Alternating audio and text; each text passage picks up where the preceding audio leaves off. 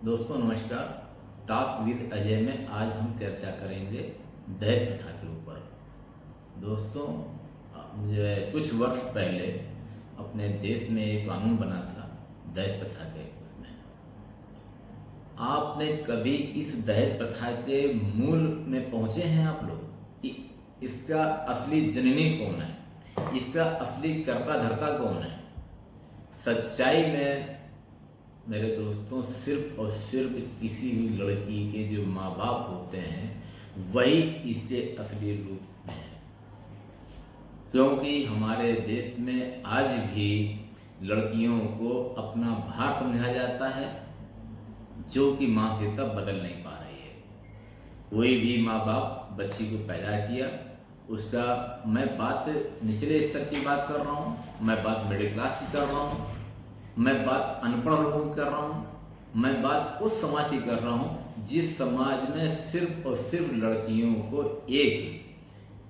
सिर्फ उनके शादी करना उनका मकसद होता है और अपने ऊपर भार समझ के उसको निभाते हैं जीवन भर कि ये लड़की पैदा हो गई, अब मुझे इसकी शादी कर देनी है और मुझे इससे फ्री हो जाना है।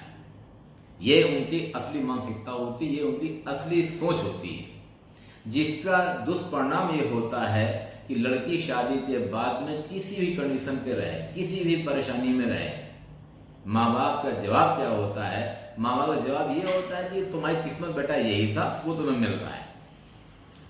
वो निहायत निकम्मे, बदतमीज और निचले स्तर की सोच के लोग हैं। हम तो शब्द बोल रहे हैं, सच्चाई यही। लेकिन दोस्तों जब कोई बच्ची की शादी हो जाती है तो क्या माँ बाप उसके लिए मर चुके होते हैं? वो चिल्ला रही होती है कि हमें तकलीफ हो रही है, हमें परेशानी हो रही है, ऐसा है वैसा है, और दहेज का रूप नहीं आता है। 90% केसेस में मरने की वजह कुछ और होती है और उसको परिवर्तित कर दिया जाता है दहेज में, क्योंकि सच्चाई नहीं है। आप कोई भी केस उठा के देख लीजिए, 90% केसों में कंप्रोमाइज क्यों होता है? क्योंकि सबसे पहली बात तो दहेज देने अपराध होता है। तो आज तक कभी किसी भी माँ बाप के ऊपर आपने केस सुना है कि उसके ऊपर केस कर दिया गया है किसने दहेज को दिया था? बड़े डंके के चोट पे वो लोग एफआईआर में दर्ज कराते हैं कि मैंने इतना इतना सामान दिया था, मैंने ये दिया था, मैंने उसमें इतना पैसा दिया था। तो ये अपराध नहीं है। और अगर अपराध है तो कभी किसी को सजा मिली है? कभी उसके ऊपर एफआईआर हुई है? लड़की पहले कह रही होती है कि माँ बाप से, अपने भाई से कि ये समस्या और ये समस्या, और उसका जवाब क्या आता है माँ बाप का कि ये तुम्हारी किस्मत में बैठा था, वो तुमको मिल रहा है। अब हम जो है कुछ नहीं कर सकते हैं। अब तुम किसी भी माँ बाप के दो बच्चे होते हैं, एक बेटा और एक बेटी, आप उठा के देख लीजिए, शादी के बाद में लड़की के ऊपर 10 रुपए खर्च करना उनको बहुत बड़ा भार दिखता है कि अब जो भी करना है उस लड़की के हस्बैंड को ही करना है, उसके पति को ही करना है। और उन सब चीज़ों के बाद में जब कोई लड़की के साथ में जो है समस्या हो जाती है तो एक नया स्टोरी बना के, नई कहानी बना के उसको एफआईआर करा देते हैं, उसके बाद उसको जेल भिजवा दिया जाता है। आज से कुछ वर्ष पहले इस एक्ट की बहुत बुरी हालत थी, बहुत बुरी दुर्दशा थी, उसमें कुछ संशोधन किया गया है। दहेज प्रथा पूरे परिवार पर लग जाती थी, आपने सुना होगा। कुंवारी लड़कियों के ऊपर लग जाती थी, जो नंद वगैरह होती थी, 12 साल 13 साल की लड़की है उस पर भी लगा दिया जाता था, पूरा परिवार जेल चला जाता था। आज उसमें परिवर्तित किया गया, चेंज किया गया। आज की डेट पे उसमें काफ़ी कुछ चीज़ें सहूलियत हो गई हैं और ये लड़की के पक्ष और पुलिस के मिल के ऊपर दोनों लोगों का एक जो है एक एजेंडा चलता है, एक कहानी चलती है। पुलिस एफआईआर दर्ज कर लेती है, तुरंत नाम हटाने नाम से पैसा लिया जाता है। मैं बहुत पेटली बात कर रहा हूँ मैं आप लोगों से। मेरा मकसद इस चैनल को बनाने का पैसा कमाना नहीं है। बड़ा अमूल्य समय लेके मैं इसको बनाने का प्रयास करता हूँ। मैं बहुत अच्छा बना भी नहीं पा रहा हूँ, मैं अपनी बात को आपसे कह रहा हूँ क्योंकि मैंने समाज के दर्द को महसूस किया है। बहुत से लोग हमारे कांटेक्ट पे रहते हैं इस टाइप से, जो रोते रहते हैं, कहते हैं। तो मैंने ये चीज़ सोचा शायद मेरी बात कहीं पर ऐसी जगह पहुंच जाए जिसका फायदा पूरे समाज को मिले। अब बात आती है उसमें जो स्टोरी बन जाती है। स्टोरी बनने के बाद में पूरा परिवार का नाम आ गया। फिर उसमें आईओ जो बनता है, आईओ साहब उसमें नाम हटाने के पैसे लेते हैं। आपने शायद कोई मेरी बात को सुनना उसी तरह बीती होगी, वो महसूस कर सकता है इस बात को। जवान लड़की जो नंद रही होगी उसका भी नंबर जाता है जेल जाने, वो जेल ना जाने पावे, उस डर से वो भी जो भी मुंह मांगा पैसा दिया जाता है। वो सब स्टोरी दूसरी हो गई। लेकिन मेरा मकसद है कि वो घटना होती क्यों है। आप पॉइंट की बात नहीं कर रहा हूं। जो मेरा जो है वीडियो का पूरा जो सारांश है वो जो है वो घटना होती क्यों है। सिर्फ और सिर्फ इसलिए होती है घटना कि जो निकम्मे माँ बाप कहते हैं कि तुम्हारी किस्मत बदा था, वो तुम्हें मिल रहा है। अगर उसकी किस्मत पे पहले वो खड़े हो जाए कि हाँ बेटा हम तुम्हारे साथ खड़े हुए हैं, और अगर पारिवारिक बात होती है तो बहुत सारी चीज़ों सोल्यूशन निकलता है, समस्या समाधान होता है। पहले वो माँ बाप उसको जो है नाले के कीड़े उड़ा फेंक देते, मुझे तुम्हारे से कोई मतलब नहीं। और जब वो लड़की जो है ऊब के कोई घटना दुर्घटना कर लेती है, उन सब केसों में 90% सुसाइड होता है, और सुसाइड को कन्वर्ट किया जाता है कि मार दिया गया। सच्चाई यही है। मेरी बात को सुन लीजिए आप लोग। जो आप जब तथ्यों पे जब जाएंगे तो आपको पता चलेगा कि उसमें जो है सच्चाई दूसरी होती है, उसको स्टोरी मेक करके कर दिया जाता है। फिर इसके बाद में जो है जब वो जेल चले जाते हैं कुछ लोग, उसमें भी जेल जाने के बाद नेगोशिएशन होता है, फिर कंप्रोमाइज होता है, फिर पैसे लेन देन होता है। उन निकम्मे माँ बाप को ये नहीं पता होता है कि जो घटना दुर्घटना जो हो गई है, अब इसके बाद में उसको 2 बच्चे भी हैं, उन बच्चों क्या होगा। बाप भी चला गया, माँ चली गई दुनिया से, बाप चल गया जेल। कभी उन बच्चों के बारे में किसी ने सोचा है? और सूत्रधार कौन है? उस लड़की के माँ बाप। अगर उस लड़की के माँ बाप अपनी बच्ची के बारे में सोचे होते तो शायद 2 परिवार नहीं, जो 2 बच्चे हैं वो भी परिवार भविष्य में बने, उन बच्चों के बारे में सोचा होता तो 4 से 5 परिवार सफर कर रहे होते हैं ऑन फ्यूचर मिला के। अभी देखिए, और रिजल्ट क्या होता है? 1 साल किसी व्यक्ति को, काम करने वाले व्यक्ति को जेल में डाल दिया गया, 2 साल जेल में डाल दिया गया। बेलेबल ऑफेंस नहीं है, इसमें जल्दी बेल नहीं हो पाती है।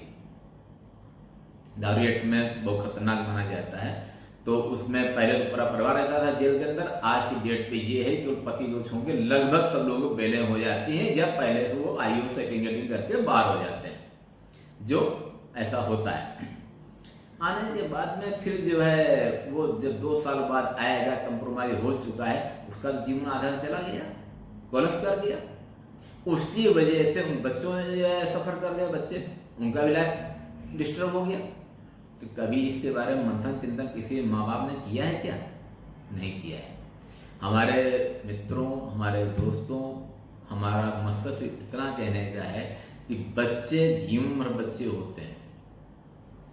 आप अगर जो है 2 बच्चों के माँ बाप हैं, चाहे लड़की हो चाहे लड़का हो, आपके लिए समानता का व्यवहार होना चाहिए। एक तरफ पूरा देश चिल्ला रहा है कि लड़का लड़के बराबर है, लड़का लड़की बराबर है, लेकिन आपकी सोच नहीं बदल पा रही है। इस सोच के ऊपर मैं बोलना चाहता हूँ, इस थिंकिंग के बारे में बोलना चाहता हूँ। इसमें सोचना पड़ेगा, ये विचारणीय शब्द है, विचारणीय सब्जेक्ट है, विचारणीय विषय है। अगर जिस दिन आपने मन से, दिल से आपने महसूस कर लिया कि मेरी बेटी भी मेरे लिए बराबर है, मेरा बेटा भी मेरे लिए वही बराबर है, हमारे लिए बेटा और बेटी में कोई अंतर नहीं होगा, जिस दिन मानसिक रूप से अंतर नहीं होगा, उस दिन समाज का उत्थान हो जाएगा। ये समस्याएं समाप्त हो जाएंगी, हमेशा ये समाप्त हो जाएंगी। डाउरी एक्ट की जरूरत ही नहीं रहेगी, दहेज प्रथा जरूरत ही नहीं रहेगी, जिसको डीपी बोला जाता है। आपने सुना होगा, एक व्हाट्सएप में डीपी होती है, दूसरी डीपी दहेज प्रथा होती है। तो मेरे दोस्तों, इसको बदलने के लिए आपको सर्वप्रथम अपने आसपास, अपने रिश्तेदारों के बीच में, अपने समाज के बीच में इसकी चर्चा करनी पड़ेगी। और जब भी किसी लड़की की कॉल आती है, किसी लड़की का फोन आता है, किसी बिटिया का फोन आता है, किसी बिटिया की समस्या आती है, तो माँ बाप को बिल्कुल वैसे ही लेना चाहिए जैसे वो बच्ची आपके लिए कुंवारे में थी। आप ये मत सोचो कि जिम्मेदारी किसी और की है। आप आर्थिक दृष्टि से नहीं मदद कर सकते हैं, आप शारीरिक रूप से मदद कर सकते हैं उस बच्ची की, आप मानसिक रूप से मदद कर सकते हैं, आप अपने शब्दों से मदद कर सकते हैं, अगर आपके लिए पहले मन विचार होना चाहिए मदद के लिए कि मेरी बच्ची है वो। हमने ऐसे ऐसे केस देखे हैं जो शादी के बाद में अगर डिलीवरी का नंबर भी आता है तो उनको अपने बेटे का ब्लड देने के लिए ना तुम ना दो, वो व्यवस्था करेगा। ये क्या है? और जब वो ब्लड की कमी की वजह से एक्सपायर हो जाती है बच्ची अस्पताल में, तो वही माँ बाप सबसे बड़े हमदर्द बन के उस पति के ऊपर एफआईआर दर्ज कराते हैं, उस सास ससुर के ऊपर एफआईआर दर्ज कराते हैं जो कि उसकी मदद कर रहा था, जो कि उसकी हर तरीके की समस्या से सबसे पहले वाकिफ था और उसके लिए साथ में खड़ा हुआ था। जब वो खड़ा था तभी सब दूर थे, और जब वो जो है उसके साथ कोई बात अगर हो गई तो उसके सबसे बड़े हमदर्द ये बन के खड़े हो गए और वो पराया हो गए। ये क्या है? ये समाज किस टाइप का हो रहा है? इस समाज में आपको सर्वप्रथम एजुकेटेड होना पड़ेगा, पढ़ना लिखना पड़ेगा, क्योंकि शिक्षा ही व्यक्ति को समाजी बनाता है। और मेरी आप लोगों से रिक्वेस्ट है, मेरी आप लोगों से प्रार्थना है कि आप इस सब्जेक्ट को गंभीरता से लेंगे और दहेज प्रथा की जो झूठी कहानियां जो माँ बाप जो लिख के खड़े हो जाते हैं, उन माँ बाप के ऊपर कार्रवाई करने का प्रयास करेंगे, उन माँ बाप के ऊपर कार्रवाई करवाने का प्रयास करेंगे कि दहेज प्रथा अब नहीं होगी, अब एफआईआर नहीं होगी। पहले क्यों नहीं हुई? जब जिंदा थी बच्ची तब एफआईआर दर्ज क्यों नहीं हुई उसके खिलाफ? तब तुमने क्यों उसमें तब एक नालायक शब्द इस्तेमाल किया जाता है कि नहीं वो तो हम समाज को देखने उसमें मर्यादित न होने, इसकी वजह से ये मैंने ऐसा नहीं किया। किसी भी बच्ची के जो समस्याओं से बढ़कर समाज नहीं होता है। अगर उसकी समस्या आ रही है तो समाज पीछे, समस्या उसके पहले। और जिन ये सोच हो जाएगी उस दिन 90% केसेस रातों रात समाप्त हो जाएंगे, और ये जो होती रहती समस्या इनका परसेंटेज बहुत कम हो जाएगा या समाप्त हो जाएगा। मेरे दोस्तों, मेरे मित्रों, मेरे सहयोगियों, आप इस बात को दिल से, मन से, आत्मा से महसूस करिए। अगर मेरी बात में सच्चाई आपको महसूस हो रही है तो इसको जो है आज अपने यार दोस्तों में शेयर करें। इस बात को, हमारे वीडियो को शेयर ना करें बट हमारी बात को शेयर करें, हमारा मकसद ये है। ओके, थैंक यू, नमस्कार।